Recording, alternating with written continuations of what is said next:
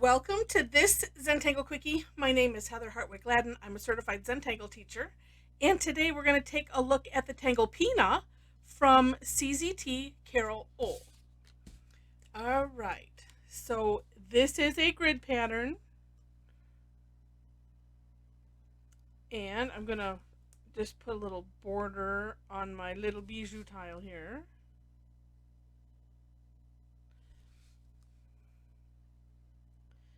All right. And we'll make it a 4 square.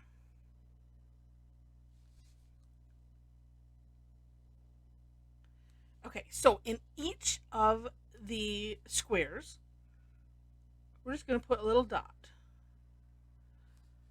The most probably, maybe the most underused of the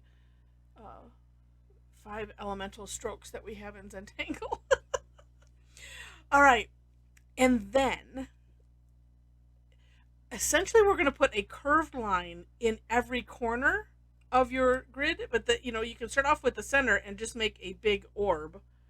I kind of pause at each line just because somewhere in my head I think that that's going to make it better. But that's why we call them orbs, because there's just a little bit too much pressure if we call it a circle. And if you didn't know that, now you do. They are orbs. And then we're drawing, half orb if you want to think of it that way, but it's just a curved line in every corner of each box in your grid. Then we're going to just draw some straight lines. And the straight lines are going to come from the ends of these curved lines. So I'm going to start right here in this corner. And we're going to go to the center, to that center dot. So just some straight lines. You know what I like to do? I have bijou crumbs. I like to do all of what I can do. So same stroke, same step, and do it before I need to turn my tile. Apparently, I can't tangle and talk today. Hence the hesitations. All right. Because sometimes that is just better. And you know what? If you are using Zentangle as a tool for meditation or mindfulness, this is a great way to do things. It just helps. Because then you just turn your tile. Actually, that looks kind of cool as it is, doesn't it? Turn the tile, and it's the same thing. So in the actual Zentangle method, that's what we work to do, is to eliminate things that we have to think about. That's why we use black pen on a white tile and shades of gray. That's why this is smaller than a regular tile, but that's why we generally the original tile size is 3.5 inch square. This is a 2 by 2, so it's a little bit bigger, the regular tile. But that's why we work on something small, so that way it's you don't have to have a lot of thought. You can just sit down and go, and that's it. That looks really cool, doesn't it? And occasionally when I do these videos, I like to throw that in because I want to make sure that that you understand that, because it's, I know myself, I don't have I will be putting in probably like a quarterly. Oh, and what we're doing next is we're going to, from those curve lines, really we're auraing these 2 lines on the inside here, as you can see, and then we'll be filling those in.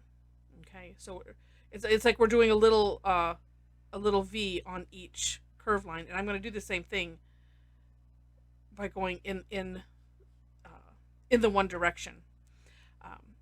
But so as I was saying, while I'm filling this in, I'll get some of the end stuff, and stuff that I don't mention a lot, because the idea of these videos is to be quick, just tell you what you need to know. Of course, have some fun too, because I just have to. Otherwise, I just wouldn't do it. And But while we're filling in, I can at least give you some extra information so that way you know. Because I sometimes, at least in some of the things that I see, if people posting Zentangle, I just want to make sure that that initial beginnings of Zentangle doesn't get lost.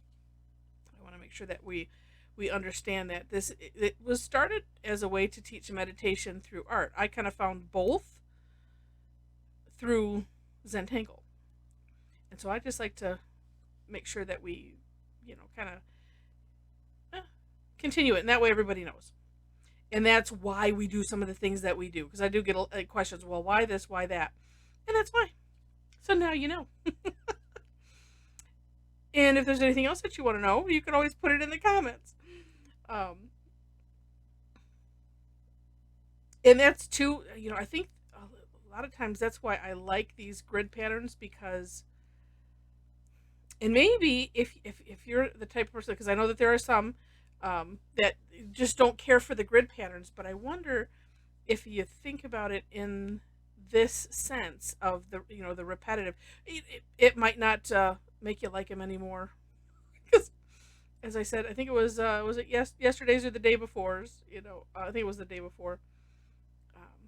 We all have our different styles, and at some point I'm going to put together something to for personality styles, which I have studied, and I'm going to put something together because I think it'd be really fun to combine both of them, because I find out a lot about myself just with Zentangle, and prior to that, I had a lot of my own questions answered about myself when I studied personality styles. Oh, I go, now I understand, that kind of thing.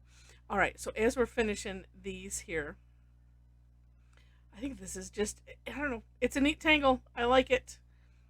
But then I do like tedious stuff. But again, tedious is mindfulness, at least in the Zentangle world. If we're doing the repetitive part, then that should help, because we're not focusing on the overall, so we're just focusing on just this one little bit at a time. All right, this is another tangle that you could stop at any point and go, oh my gosh, that's really cool. All right, so there we are. Then the next step is more curved lines, and these, let's see, I'm going to start them in the center. So we're going to be, let's just start and go. What I'm going to do is I'm going to consider the bigger orb in my mind as I'm doing this curved line, and using the hollabaugh concept as drawing behind. And again, this is why we call it an orb, because a circle just has too much pressure. And so towards the center, I probably could have made that one a little tighter in, but that's okay. And then another one at whatever distance that you want away from it. And I do think that helps. If you don't know what the hollabaugh technique is, it's the art of drawing behind. And so if you watch, because we're going to do this in each of the squares, as I'm drawing this, I'm picking up my pen, I'm traveling it over the section I don't want to go over, and I continue my pen as if I'm drawing it, and that is essentially the hollabaugh technique. I do have a video. The hollabaugh is a tangle, but it's also the tangle is the technique. So if you are interested in it, if you've not played with that yet, but you've heard the word a lot, I didn't like doing that the backwards way. Just stick with what works, Heather. Stick with what works. But no, just do a search on the channel here for hollabaugh, HOLLIBAUGH, and you will find that tangle video. All right.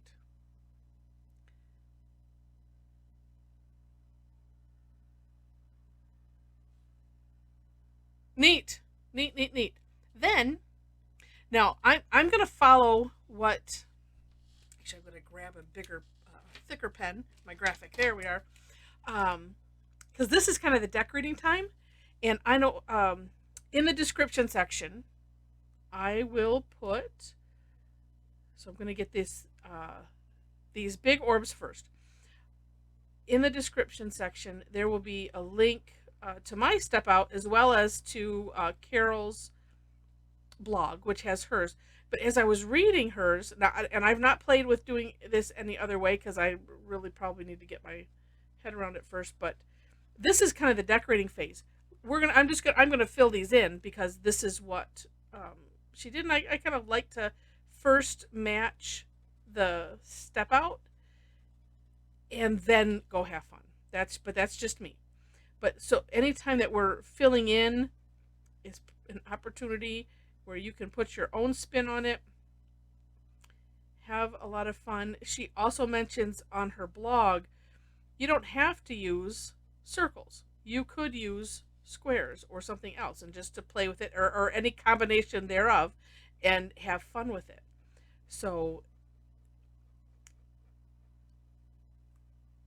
like I said, I will put a link in the description box that has that on there, and then you can have all that kind of fun. And let's see, because I'm also picturing, the inside. She has coloring in the inside. You could just do the ring if you wanted to. Um, the options really are endless. And then if you wanted to use color, of course you can, and you can have fun. I just think this is a really, really neat tangle. Sometimes it's nice to have things that are more geometric. I like to pair the geometric with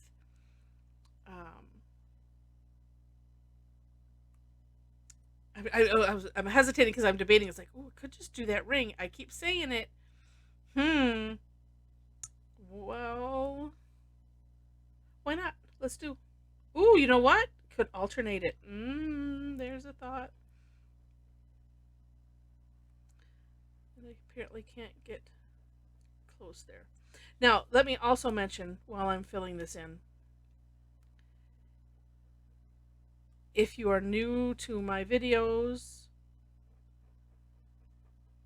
I mentioned something called course correction. So if you had something that happened that you didn't care for, this is a great opportunity to fix it. But the only thing you can really do is go bigger. So, like, for instance, I don't want to do that because it'll mess it up. If I wanted to, if I want to expand this here, as I just did, then you can. You can't go any smaller because we're filling in. So as long as it's something that you can do, while you're filling in, we can hide all kinds of things nobody knows. That's our secret. But it's nice to have kind of a list of course corrections in your head, so that way, it's like, oh, that went awry. Okay, I can fix it this way, and then it makes it easier to move on. And again, especially if you are using this for a way to relax, to meditate, or have the mindfulness. I am going to alternate these because I think that would be cute. Then anything that we can do to eliminate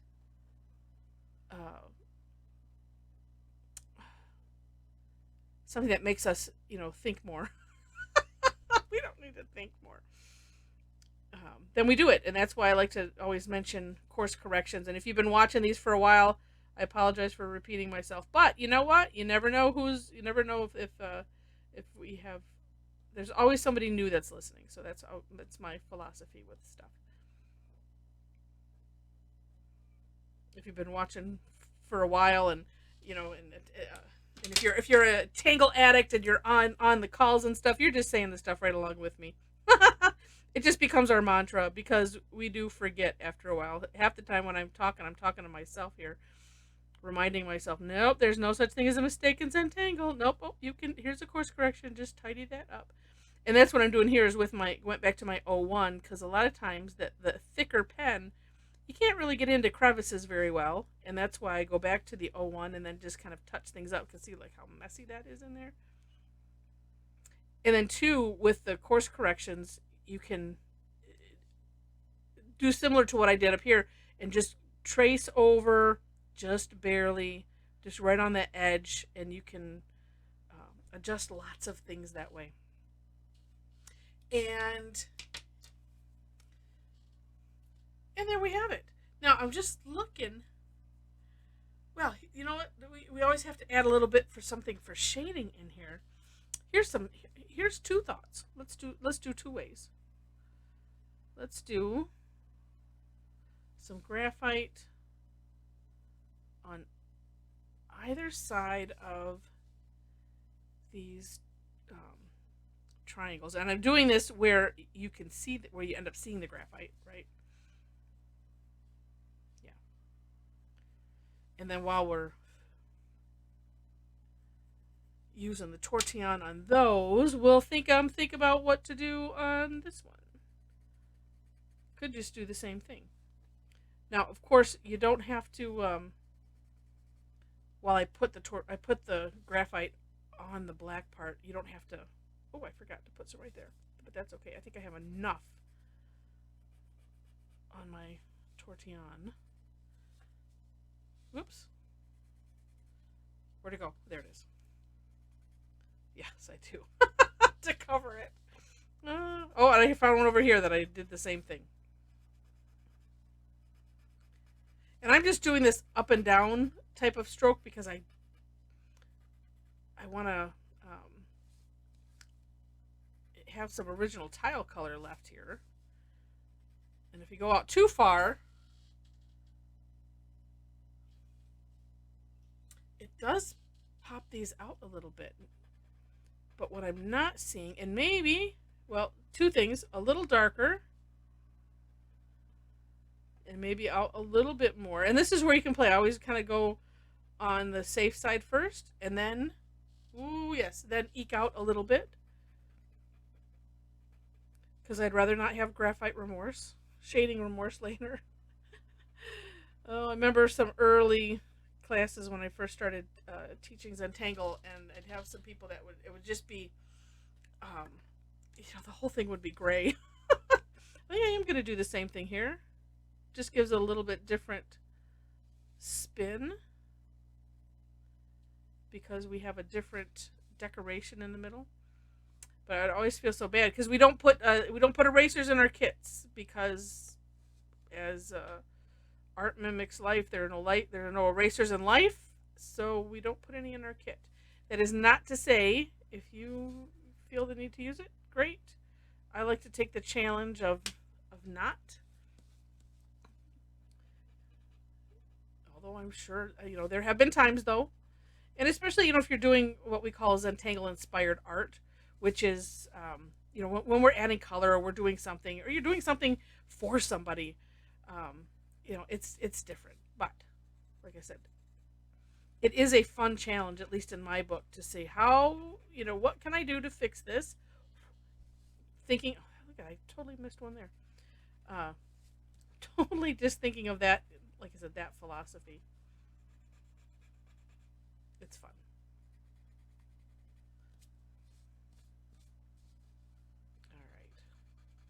I bet I have enough graphite on here for both sides of this.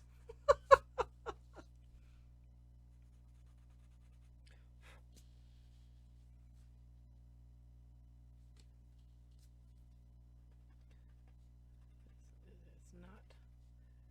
I was also looking at my camera because I have a little bit of a new setup, and so.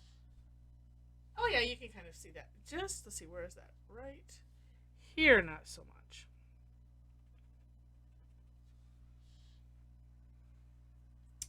Yeah. It's a lot lighter on my. Hold on, let's see. Make it just a little bit darker. But yeah, you can see that it pops up these little. They look like little spikes, and how neat. And then there's always extra fun. If you want to.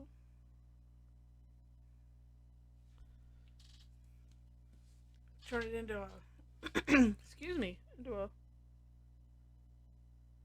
gem, sort of. We'll add some shine. That's always a fun thing to do. Could do it on all of these. Watch.